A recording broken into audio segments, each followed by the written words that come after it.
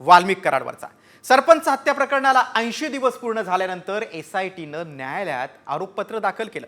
यामध्ये कराड मुख्य सूत्रधार असल्याचं उघड झालंय। या आरोपपत्रात नेमकं काय म्हटलंय, कराडमुळे आता मुंडेंच्या अडचणी वाढणार का, पाहूयात या स्पेशल रिपोर्टमध्ये।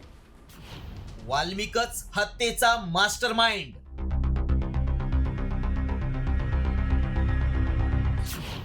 वाल्मिक नाही तर हा वाल्या। वाल्मिक सूत्रधार, मुंडे अडकणार। सरपंच संतोष देशमुख हत्या प्रकरणी एसआयटीनं न्यायालयात आरोपपत्र दाखल केलंय। या आरोपपत्रात मकोका अंतर्गत अटकेत असलेला वाल्मिक कराड हाच मुख्य सूत्रधार असल्याचं म्हटलंय। त्यामुळे पुन्हा एकदा वाल्मिक कराड भोवती कारवाईचा फास आवळला गेलाय। या आरोपपत्रात नेमकं काय म्हटलंय पाहूयात। वाल्मिक कराडच संतोष देशमुखांच्या हत्येचा सूत्रधार आहे। आरोपपत्रात विष्णू चाटेचा आरोपी नंबर 2 असा उल्लेख आहे। 29 नोव्हेंबरला सुदर्शनच्या फोनवरून कराडनं खंडणी मागितली। 6 डिसेंबरला देशमुखांचा सुदर्शन घुले, प्रतीक घुले आणि सांगळेशी वाद झाला। खंडणी, ॲट्रॉसिटी, हत्या या तिन्ही घटनांचा आरोपपत्रात एकत्रित उल्लेख आहे।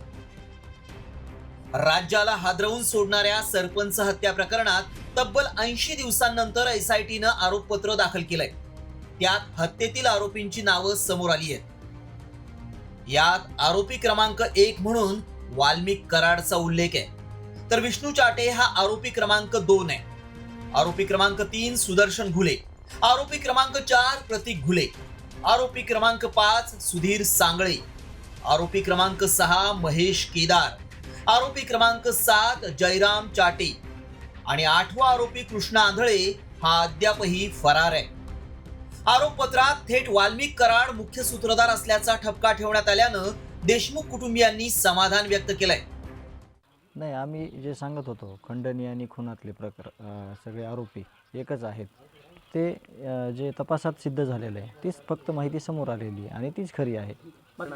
म्हणून तुमची पहिली प्रतिक्रिया जे PCR झाले, जे MCR झाले, त्याच्यातून ही माहिती समोर आलेली आहे। म्हणजे जे पहिला आरोपी ते शेवटचा आरोपी, मग सुरुवातीचे आरोपी कोण, मुख्य आरोपी कोण, ह्यांनी ज्या भूमिका मांडल्या, ह्यांनी जे जाळं पसरवलेलं होतं त्याच्यातून ते सिद्ध झालेलं आहे। आणि आम्ही देखील तेच म्हणत आहोत की हेच सगळे मुख्य सूत्रधार आहेत आणि त्या सूत्रधाराच्या संघटित गुन्हेगारीतून आमच्या भावाचा खून झालेला आहे। रामायणात वाल्याचा वाल्मिकी झाला, मात्र सरपंच संतोष देशमुखांची हत्या करणारा बीड जिल्ह्यातील हा वाल्या असल्याचं स्पष्ट झालंय। हा वाल्मिक आपला निकटवर्ती असल्याची कबुलीच मंत्री धनंजय मुंडेंनी दिली होती। त्यामुळे आता धनंजय मुंडेंच्या अडचणी वाढणार का याकडे लक्ष लागलंय। योगेश काशीसह ब्युरो रिपोर्ट, साम टीव्ही न्यूज। कराडात कसा मास्टरमाइंड आहे ते आपण पाहिला रिपोर्टमधनं।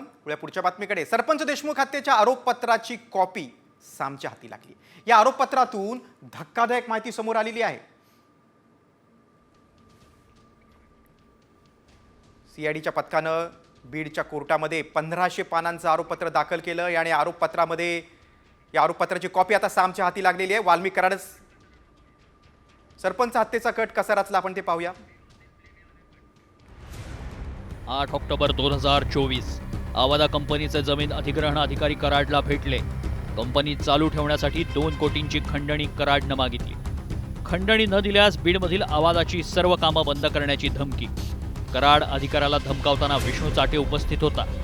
29 नोव्हेंबर 2024 घुलेनं आवादा कंपनीत जाऊन काम बंद करण्याची धमकी दिली। वाल्मिक अण्णांची डिमांड पूर्ण होईपर्यंत काम बंद ठेवा। आवादा कंपनी खंडणी देत नसल्यानं कराडसह सर्व आरोपींची मीटिंग झाली। 6 डिसेंबर 2024 सुदर्शन घुले, प्रतीक घुले आणि सुधीर सांगळे आवादा कंपनीत। सुरक्षा रक्षकाला मारहाण करून जातीवाचक शिवीगाळ। कर्मचाऱ्यानं सरपंच संतोष देशमुखांना घडलेला प्रकार सांगितला। सरपंचांची घुलेसह साथीदारांना कंपनी बंद न करण्याची विनंती। लोकांचा रोजगार जाण्याची देशमुखांकडून भीती व्यक्त। सरपंच तुला बघून घेऊ, तुला जिवंत सोडणार नाही अशी घुलेकडून धमकी। विष्णू चाटेकडून सरपंचांना जिवे मारण्याची वारंवार धमकी। 8 डिसेंबर 2024 सरपंच आडवा आल्यास कायमचा धडा